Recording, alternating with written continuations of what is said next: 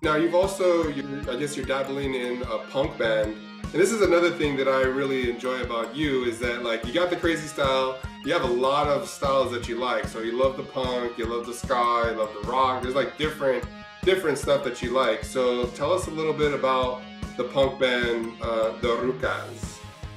So for me, I've always wanted an all-girl band. I think just like the I don't know, there's just something powerful about seeing a bunch of women on stage kicking ass. Like I've always loved that idea. And like I said, I was like a big tomboy playing guitar, playing bass. Like I didn't know a lot of people or girls that played instruments. So when you meet other women that are as passionate and like want to play music, it's like the most exciting thing ever. I mean, people in general, but when it's like, you have that connection, like, oh, we're women and like we're doing this together, and it's like we're like a force to be reckoned with, because we're doing it together. We're not alone. You don't feel like intimidated because you kind of have like, girls by your side, like willing to do it and, kind of just go for it. So I've always wanted that, but I was never able to find, um, anybody that was, all girls to start a band. And then I think as time went on, I just started meeting people that, I got close to throughout the years, and we always tell each other like, damn, why didn't we know each other when we were like teenagers? We were so much alike, like we had so much in common. But you cross paths with people for a reason. And I think with them, Tony, the drummer, my first band, we were called the Super Nothing. So it was me, my friend Tony, girl drummer, and then trombone player Jessica. So that was kind of where it started. Like, that was cool to have like girls in a band playing with you, and just like not giving a shit and just like being willing to kind of share the stage with you and take that chance. So with the Rucas, it's like, we all knew each other, and as far as the other girls, they had their own projects going on. And my friend Kimmy, she was always like, oh man, we should jam together one day. And I would always say, I want an all-girl band and I want a garage band, but it was just like so busy for me. Like as far as my music, that's like always gonna be my main focus. So I was really like just putting all my efforts into that. And when I felt like I kind of had like a downtime from touring and all that, and it kind of like I wasn't touring as much, and I don't know, I hit them up, and like I said, we just jammed out, and we ended up just saying, oh, let's hang out. It was one of those things, we haven't seen each other, let's hang out. And then when they told me that they jammed at their house, because they all lived together, the three girls, so I'm like, what, you guys jam? Like that's like a dream to like have like musician roommates and jam out. Like that's so cool, especially like all girls, So when they told me they jammed out, I'm like, I have to come over, and they're like, oh my god, yeah. And they've always been like so supportive of me throughout the years. Like, dude, I go way back with like a lot of them, and they've been like supporting me since the like day one. So like I got mad love for them too because of that. And the fact that like we were able to get together, it just worked. Like it was fun, we were laughing, it was just like a really cool like connection that we got right away. Like we all just clicked and it worked. And then I guess it was kind of like a blast from the past kind of thing. We wanted to play a lot of the songs that we kind of grew up listening to, and it was like very nostalgic for me. Like we were playing like stuff from the Distillers, X, Old School No Doubt, Tsunami Bomb, Bikini Kill. We even played like Clash stuff, Susie and the Banshees. Like we were just like mixing it all up. So to be at X-Ray Specs, because I would listen to these bands and go, man, they're so like dope, I want to play this. I just want to play the song just so I can get into it and like have fun. And so when I was able to do that, it was like the best feeling ever. So we got kind of like hooked on that feeling, I think, of just, it was like for fun. There was no pressures, there was no like, but naturally as a musician, you're like, all right, but we got to do it right. Like, I don't want to sound like shit either, And the cool thing is that they were all experienced, and we were all just about it. So it worked. And I remember like when we got hit up to do shows, when we first announced that we were a band, I announced it on my page. I'm like, oh, like here's a side project I have, like check us out, like it's for fun kind of thing. I did not expect the response that we got. Like, I literally had all these people messaging me, hey, can you guys play on this day? And I'm all, holy shit, we're already getting booked for shows. And I was sending them like through text, dude, like this person hit us up and this person hit us up, and they were all tripping out like, oh my god, like what is happening? And we just said, screw it, let's play shows, let's have some fun. And someone was like, well, how much do you guys charge? And like, I wasn't really doing it for the money. I just wanted to have a good time with my friends and play some punk rock songs and like rock out, you know? And so when they asked us that, it was kind of a weird question because I didn't know what to say. And I told the girls, hey, like they just asked how much we charge. Like, I don't know. I'm all, what do you think? And one of the girls like said, dude, why don't, I guess because of all the things going on like around us and in the world, like, you know, you feel really helpless sometimes. Like, man, I wish I can do something, but I'm not that powerful, you know? But, you know, you really are. You know, if you want to make a difference, you can make a difference. It might not be like this explosion of a change, but you could definitely give back. And that's what we decided to do. We decided to like donate our money to like different causes, like immigrants, like the Mississippi Immigrants' Rights Alliance. That was a really big one because when I heard about that, it just broke my heart, and I couldn't stand the fact that this was happening and nothing like that. It was just happening in general, and I'm like, we gotta do something, like even if we donate. And our first show was dedicated to raising money for it, and that felt so good to raise $500 and just like give it back, and it was like the best feeling.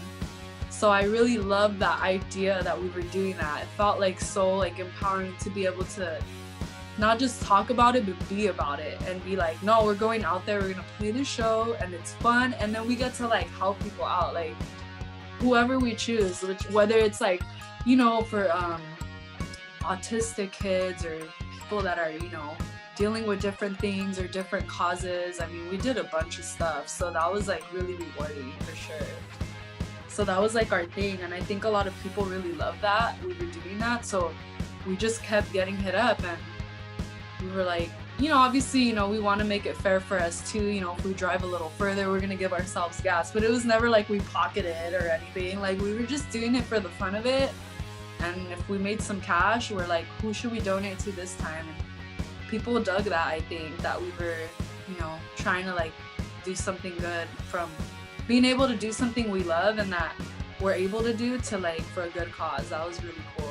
So I feel like I've always wanted to do that, and I feel very accomplished that I was able to do that with them. The soul scene is a really big soul scene right now, and everybody wants the new 45, and everybody's really after it. It's just huge right now. It's just getting bigger and bigger and bigger, and now it looks like you have recorded a song with Adrian Carmine. Can you tell me about that experience and what the name of that song is? Sure.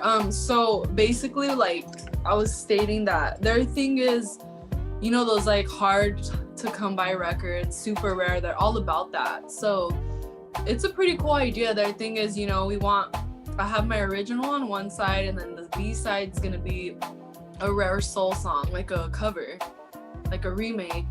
Because technically to get that actual record, either they're nowhere to be found or they're insanely expensive.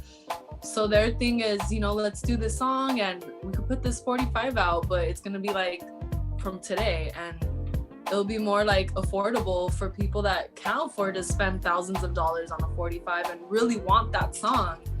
And they try to keep it as original as possible as far as like the production. We don't like, you know, a lot of the times like when people cover songs, which is cool, sometimes they like change it up and make it their own, or it's a different style that kind of conforms more towards whatever's in at the time. But their thing is, no, like we want it to sound authentic, and I dig that. So where Adrian comes in, they have him, basically he does the tracks, and I think he does it all by himself. And I heard about him through Trish because he actually rehearsed with us when we backed her for one of her shows, and it was like a sectional, so he was just kind of there playing while we were singing. And I thought like, man, this guy plays very well and he's never played with this before, and he's like playing all the songs like to the T.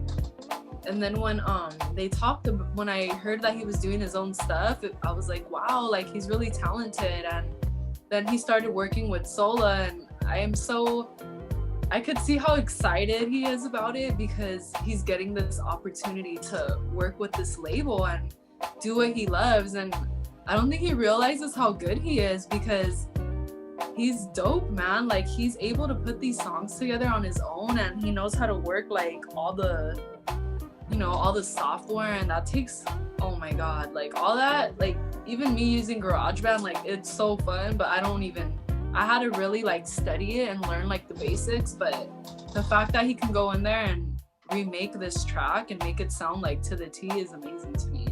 And the sound and everything is just wow, like he knows what he's doing. So that's where he came in. He did the track, and this particular track, it's called Girls Have Feelings Just Like the Boys Do. It's by Dalla Humphrey, and I personally never heard the song before. He made it happen. He made it sound like authentic and pretty damn close to the original. Obviously, like it sounds a little cleaner because of the technology, but the way we recorded it was analog anyway. Like when I recorded the vocals, I recorded it analog, so that was a cool experience. But that's where Adrian came in. He did the track, he killed it, and then I just sang over it and I learned the song. And that song was like challenging because first of all, I never heard it. So my thing is I really have to learn a song, feel the song, like get the whole vibe of it for me to be able to like kind of perform it. I mean, I'm recording it, but I'm also performing it because you have to put that emotion into it and that feeling. So I'm like obsessive like that. Like I'll keep listening. I was just like driving myself crazy because I listen to it to the point where I get tired of the damn song. Like I'm not even gonna lie. And then I'll be like, all right, I need to stop. Like I'm being obsessive right now. Like I'm listening to it too much. Like whatever. And it was like high. It had like that moment where she goes freaking high, and I'm like, holy crap.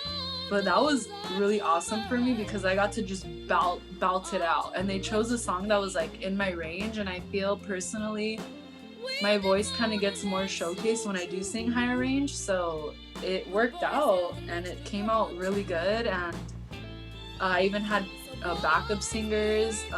Shout out to Adrian and Tatiana.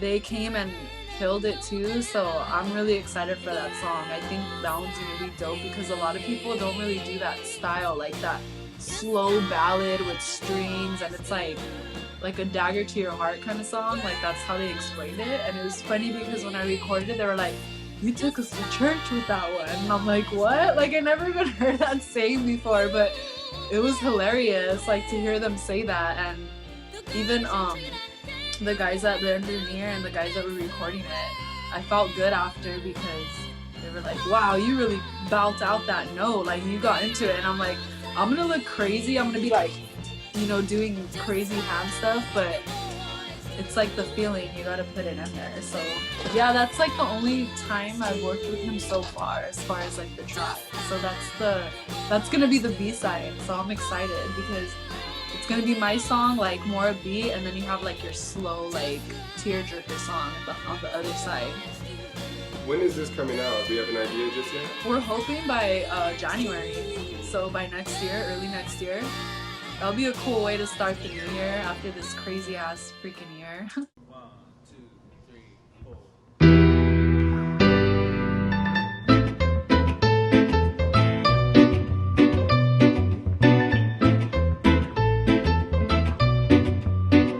Just like the storm on a sunny day, you come and you rain all over me. Now it's time, I think I moved on. Yes, it's time, I think